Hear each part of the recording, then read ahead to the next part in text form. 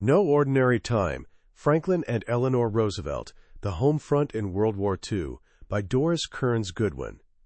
Picture this. It's May 1940, and the world is holding its breath. But the President of the United States has a secret bedtime ritual that nobody knows about. Every night, Franklin Roosevelt closes his eyes and transports himself back to childhood. He's standing at the top of a snowy hill in Hyde Park, New York, gripping his wooden sled. Then he pushes off. In his mind, he feels everything. The icy wind whipping past his face, the thrilling acceleration as he navigates every familiar curve with perfect precision. When he reaches the bottom, he turns around, drags the sled behind him, and makes the slow, satisfying climb back up. Over and over, this simple loop plays in his imagination until sleep finally comes. Here's the thing that makes this ritual heartbreaking and beautiful at the same time. Franklin Roosevelt couldn't actually climb that hill. Polio had stolen the use of his legs 2 decades earlier. His body was confined to a wheelchair, his legs withered and useless. But in his mind? In his mind, he could run. He could climb. He was free. And on this particular night, as he's drifting off to sleep with visions of that snowy hill, the phone rings. Hitler's armies are flooding into Holland, Belgium, and France. The so-called phony war, that strange period of tense waiting, is over. The real nightmare has begun. What you're about to hear is the story of what happened next, drawn from Doris Kearns Goodwin's Pulitzer Prize-winning masterpiece. But fair warning. This isn't your typical war story filled with battle strategies and military maneuvers. Instead, Goodwin takes us inside the White House during World War II, and it turns out that America's command center looked less like a dignified seat of power and more like a chaotic, emotionally complicated boarding house where everyone had secrets. This is the story of how a man who couldn't walk somehow led an entire nation to run toward its destiny. It's about his wife Eleanor, who transformed the traditionally decorative role of First Lady into a powerful force for justice, becoming the nation's conscience precisely when it needed one most. And it's about their strange, fractured, yet oddly effective partnership, a marriage that had been shattered by betrayal years earlier, yet somehow became the foundation for a leadership that literally saved the world. By the time we're done, you'll understand how America went from a depressed, isolationist nation that wanted nothing to do with Europe's problems to becoming what Roosevelt called the arsenal of democracy. And you'll see that true leadership isn't about being perfect or having all the answers. It's about finding strength in your broken places and inspiring others to do the same. As the title promises, this was no ordinary time, and these were definitely no ordinary people. If you really want to understand Franklin Roosevelt, you have to start with the one thing he desperately tried to hide from the American public: his paralysis. Imagine being 39 years old, at the peak of your physical power, loving nothing more than swimming and sailing and running. Then one day, your body simply stops obeying you. That's what polio did to Roosevelt. But here's the fascinating part. While the disease crippled his body, it somehow expanded his soul. Eleanor later called it his, quote, trial by fire.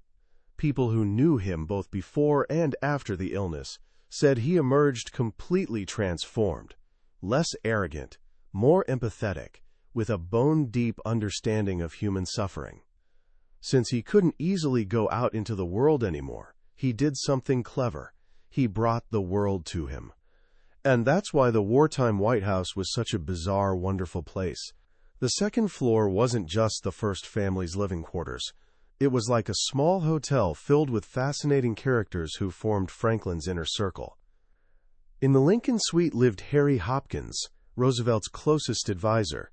Hopkins was a former social worker who looked, as one observer bluntly put it, like an ill-fed horse at the end of a hard day.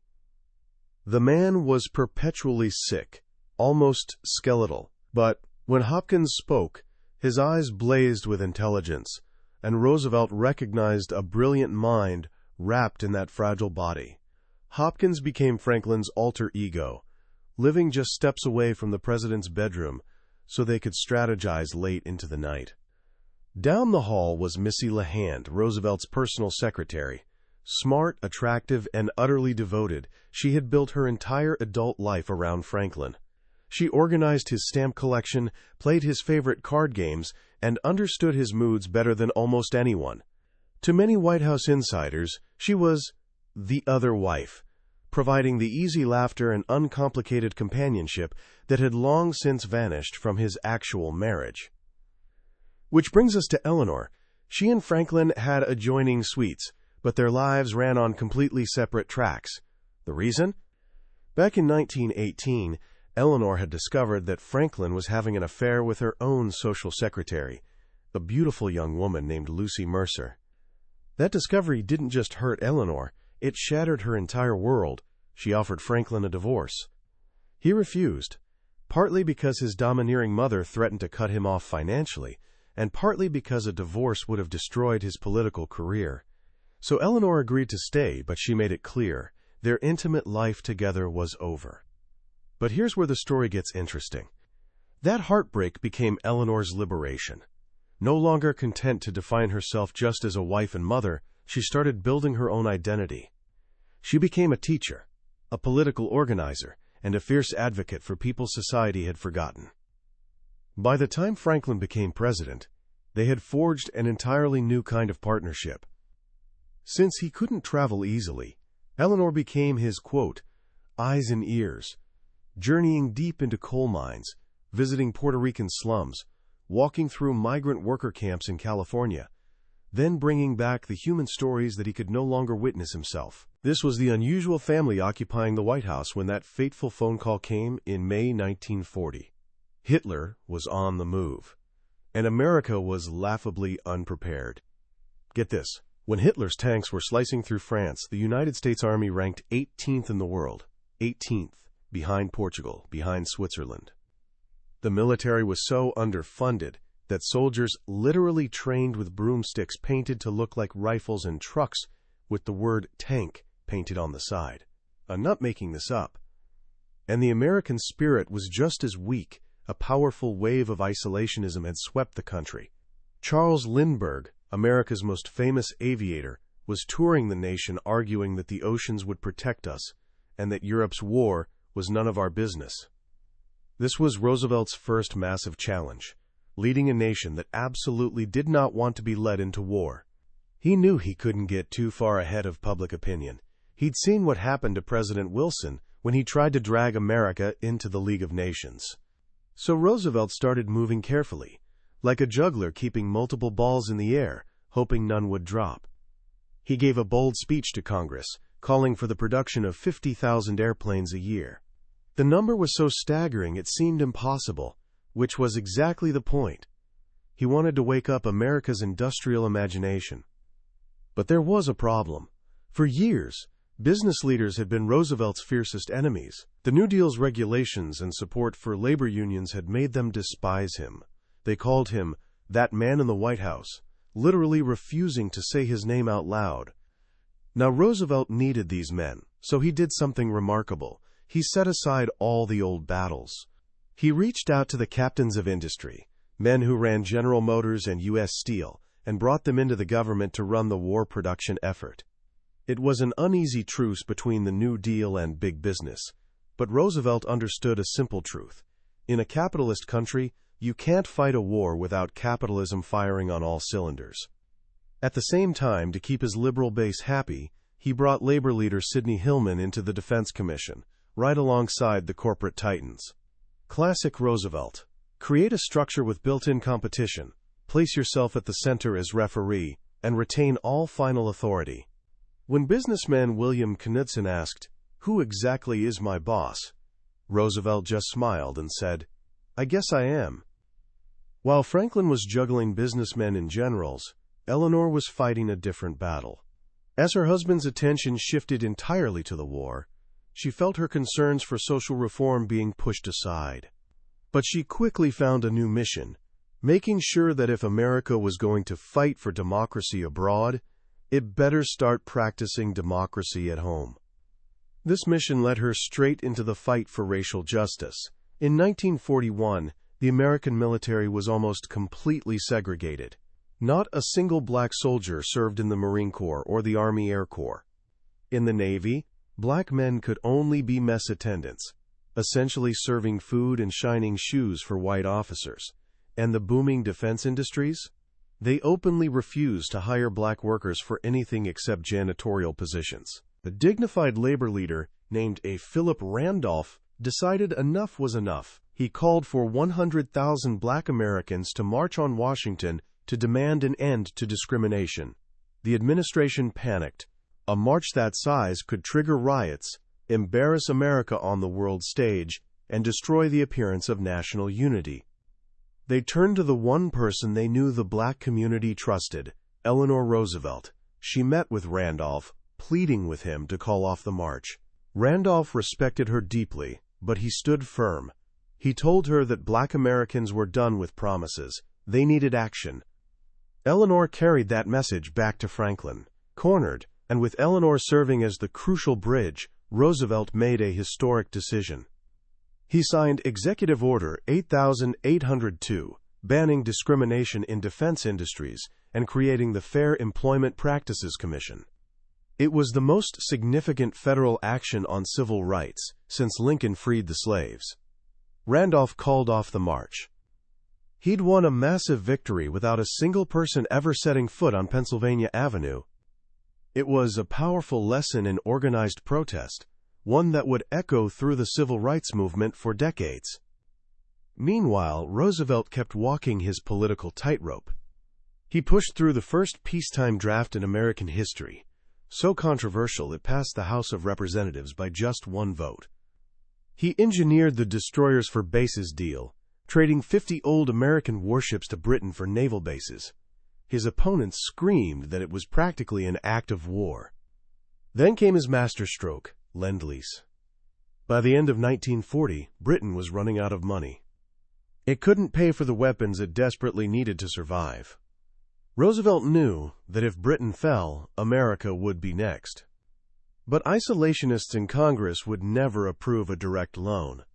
So during a quiet cruise on the presidential yacht, Roosevelt came up with a brilliantly simple idea. At his next press conference, he explained it like this. Suppose my neighbor's house catches fire, and I have a garden hose. If he can connect my hose to his hydrant, I can help him put out the fire. Now what do? I don't say, neighbor, my garden hose cost me $15, so you need to pay me $15. I don't want $15. I want my garden hose back after the fire is over. And just like that, with one homespun analogy, the concept of Lend-Lease was born. America would lend weapons to the Allies, who would return them or replace them after the war.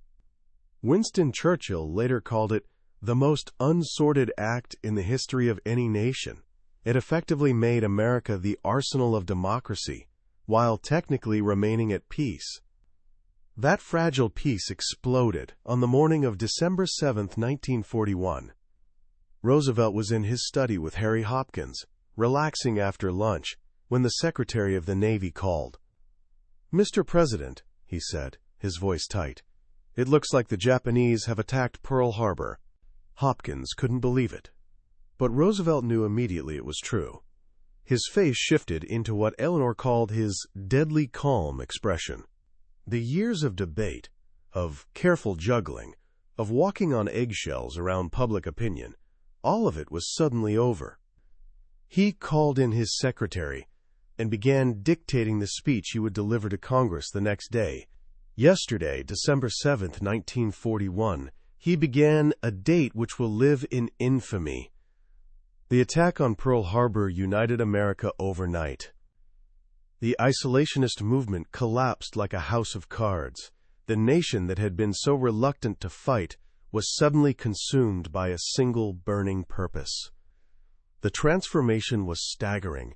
The auto industry completely shut down civilian car production.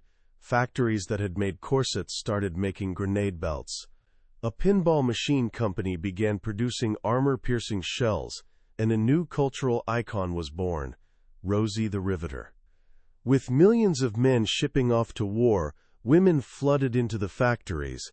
They learned to weld, to rivet, to operate massive cranes. For many women, it was the first time they'd ever earned their own paycheck, the first time they'd experienced the freedom and camaraderie of the workplace. Eleanor championed this movement enthusiastically. "If I were of debutante age," she declared, "I would go into a factory.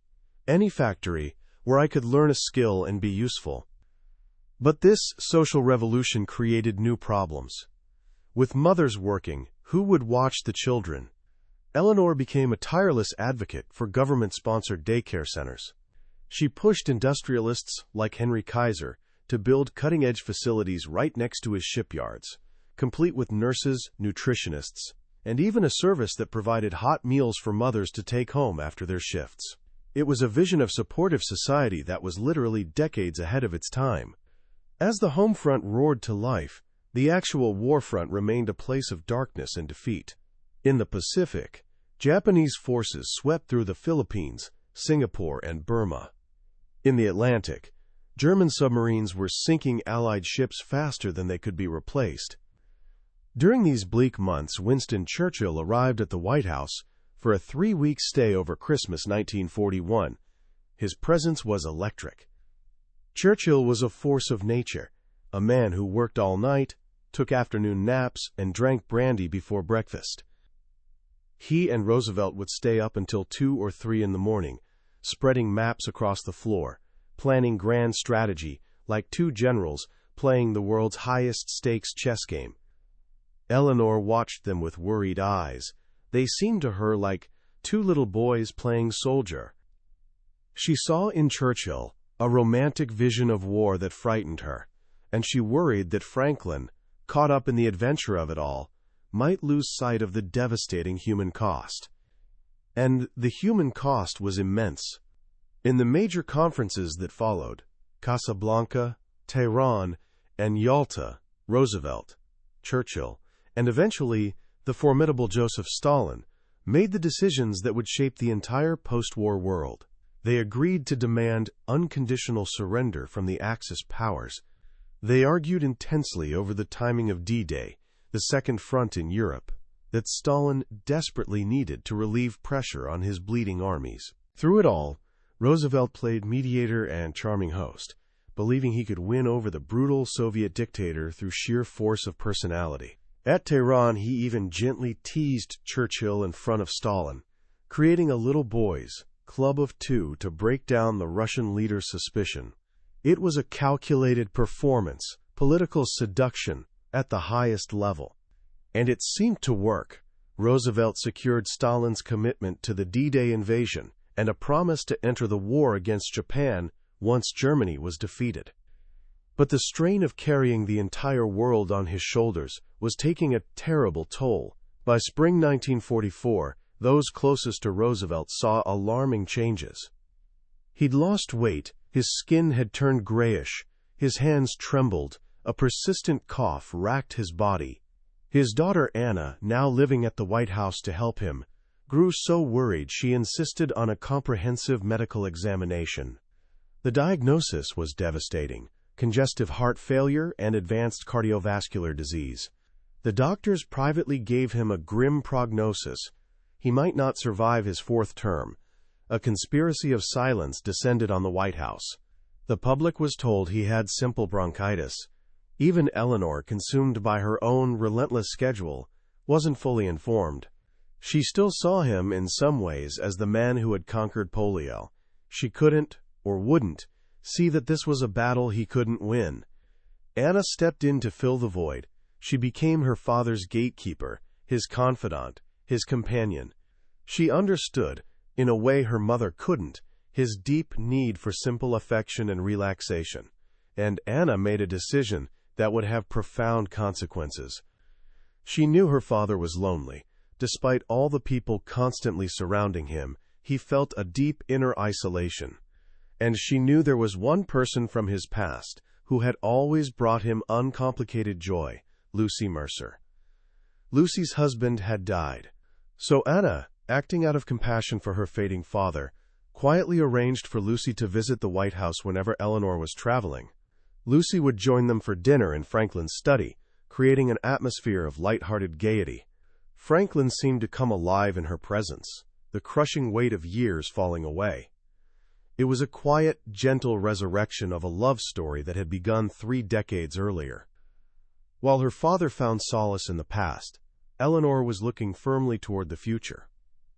In summer 1943, she undertook a brutal 5-week tour of the South Pacific, visiting American troops in hospitals and on remote island bases.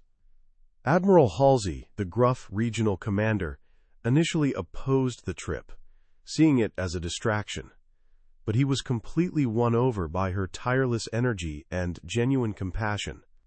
He watched as she walked through ward after ward of horribly wounded men, stopping at every single bed, not as a first lady performing a duty, but as an American mother connecting with sons. "It was a sight I will never forget," he said later.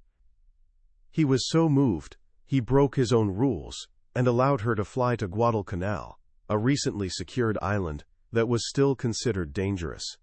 By spring 1944, Roosevelt knew he was running out of time, but he felt he had to run for a 4th term. The war wasn't won yet, and the fragile architecture of the United Nations hadn't been built. He needed one last burst of energy, and he found it in the campaign. In a driving rainstorm in New York City, he rode for 4 hours in an open car, waving to millions of people, defying Republican whispers about his failing health. That night, he delivered a masterful speech full of humor and fight. He famously mocked the Republicans for attacking not just him, his family, or his policies, but even his little dog Fala. The crowd roared with laughter and approval. The old master, as reporters called him, still had the magic. He won the election handily. On the morning of D-Day, June 6, 1944, as hundreds of thousands of Allied soldiers stormed the beaches of Normandy, Roosevelt didn't make a speech about victory or vengeance. Instead, he went on the radio and led the entire nation in a simple, humble prayer he'd written himself. "Almighty God," he began, "our sons, pride of our nation, this day have set upon a mighty endeavor, a struggle to preserve our republic, our religion, and our civilization, and to set free a suffering humanity." The end, when it finally came, was quiet and sudden. In April 1945, Roosevelt went to his cottage in Warm Springs, Georgia, to rest. He was working on a speech, sitting in his favorite armchair by the fire, while an artist named Elizabeth Shumatoff painted his portrait. Lucy Rutherford was there, sitting quietly on a nearby sofa. Suddenly, the president raised his hand to his head. "I have a terrific pain in the back of my head," he said softly. Then he slumped forward. He'd suffered a massive cerebral hemorrhage. A few hours later, at 3:35 p.m. on April 12, 1945, Franklin Delano Roosevelt was dead. Eleanor was in Washington when she got the call. She flew to Georgia that night. It was there, in that small, quiet cottage, that she learned from her cousins that Lucy had been with Franklin when he died, and that her own daughter, Anna, had been arranging these secret visits. Eleanor gave no outward sign of the pain this final betrayal must have caused. All her life, she'd been trained to conceal her deepest emotions behind a wall of composure. As she lay in her sleeping berth on the funeral train traveling north through the night, she looked out the window. All along the tracks, in cities and at lonely country crossroads, thousands of Americans stood silently, their faces etched with grief, waiting to pay their last respects. Men held their hats over their hearts. Women wept openly.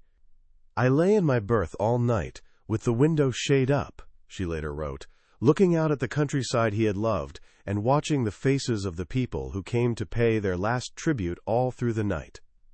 She was heading back to Washington to pack up 12 years of a life she'd shared with her husband. When she finally arrived at her apartment in New York, reporters were waiting. They asked what her plans were.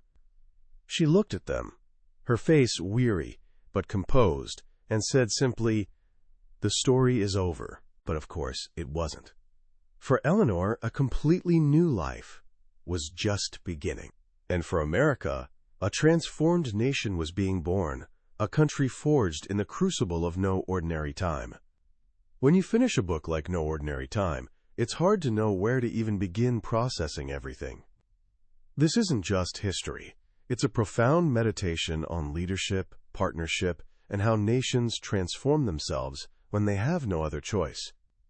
Doris Kearns Goodwin doesn't just give us battle statistics and political decisions. She invites us into living rooms, bedrooms, and the private thoughts of the people who guided America through its most dangerous hour. And what do we discover there? We find that leadership is a deeply, profoundly human endeavor. Franklin Roosevelt wasn't some flawless hero on a pedestal. He was a man with serious physical limitations and real personal failings. He could be manipulative, even devious. He was sometimes emotionally distant to the people who loved him most. But Goodwin shows us that his power didn't come from being perfect. It came from his unshakable confidence. A confidence born from his personal victory over polio and his almost mystical ability to connect with ordinary Americans. He believed in them, and in turn, they believed in him. He understood that in a democracy, you can't lead by command alone. You have to bring people along with you, one step, one story, one fireside chat at a time. And then there's Eleanor. Her journey is truly the emotional heart of the book. It's a story of transforming profound personal pain into immense public purpose.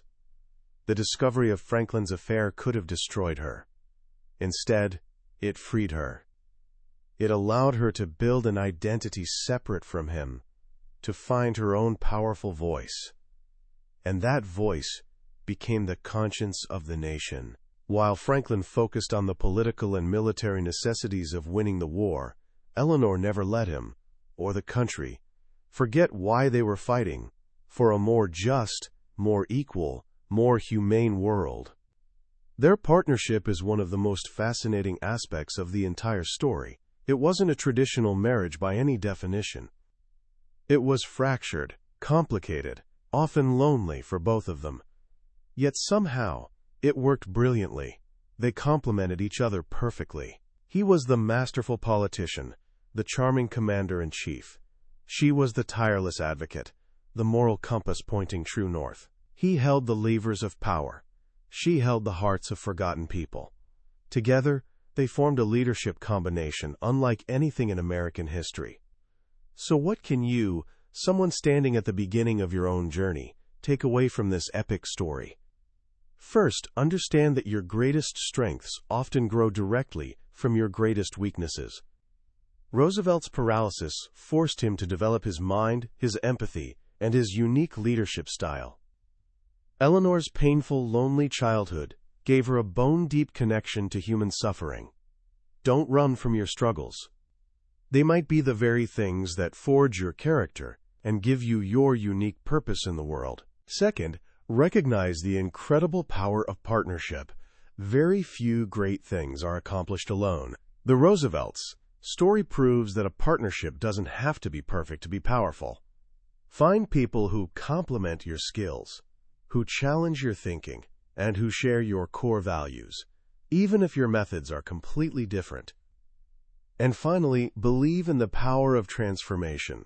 In 1940, America was broken, divided, and fearful. 5 years later, it was the most powerful and prosperous nation on earth. That didn't happen by accident. It happened because leaders called upon the dormant energies of ordinary people and challenged them to do the impossible. The story of the home front is a powerful reminder that in times of crisis, regular people are capable of extraordinary things. It's a reminder that a nation's character, like an individual's, isn't revealed during easy times. It's revealed when everything is on the line. That was a summary of No Ordinary Time by Doris Kearns Goodwin. We've covered the major themes and stories, but I'll be honest with you, a summary can only be a map. The real treasure is found in the journey itself. The true magic of this book lives in Goodwin's masterful storytelling, in those quiet, intimate moments that reveal the beating human heart behind the history. This summary is designed to help you decide if this book deserves a place on your reading list. If any part of this story sparked your curiosity or touched something in you, I strongly encourage you to grab a copy. Reading it isn't just about learning facts. It's an experience that can genuinely deepen your understanding of leadership, resilience, and what happens when a nation discovers its soul. There's a link to the book in the description below. Also, if you found this summary valuable, I'd really appreciate it if you'd hit that like button and subscribe to the channel. That way, you won't miss our next journey into another life-changing book from the billionaire's bookshelf. Let's keep growing together.